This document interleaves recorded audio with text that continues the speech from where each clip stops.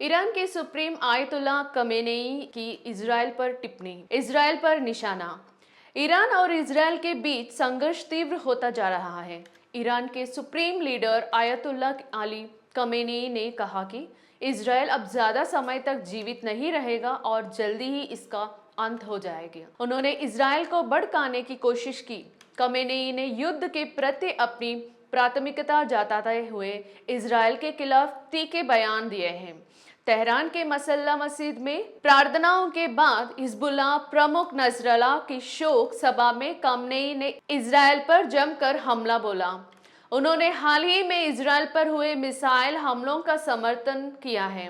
यह 5 सालों में उनका पहला संदेश था। 80 इयर्स खमेनेई ने अपने हाथ में राइफल लेकर भाषण दिया है। उन्होंने जोर देकर कहा कि ईरान फिलिस्तीन और लेबनान के संघर्ष का समर्थन करता रहेगा।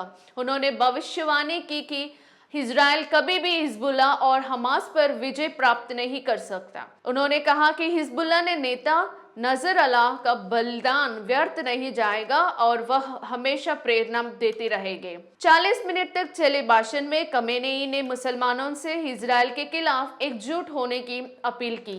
उन्होंने कहा कि अफगानिस्तान से लेकर यमन तक सभी को एक होना चाहिए। खमेनेई ने अमेरिका पर आरोप लगाया कि वह पश्चिम एशिया की संपत्तियों और भूमि को हड़पने के लिए इजरायल का उपयोग कर रहा है। उन्होंने 7 अक्टूबर को हमास द्वारा इजरायल पर किए गए हमलों का समर्थन किया है। दूसरी ओर ईरान के विदेश मंत्री अब्बास ने चेतावनी दी है कि अगर इजरायल ने 1 अक्टूबर को किए गए मिसाइल हमलों के जवाब में कोई कार्रवाई की तो तबाही निश्चित है।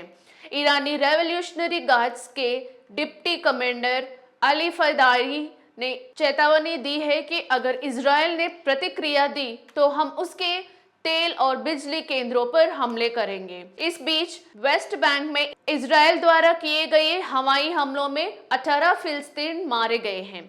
वहीं अमेरिका में यमन के होते हैं मुख्यालय पर हवाई हमले किए जो लगातार जारी रहेंगे, ऐसा अधिकारियों ने कहा कि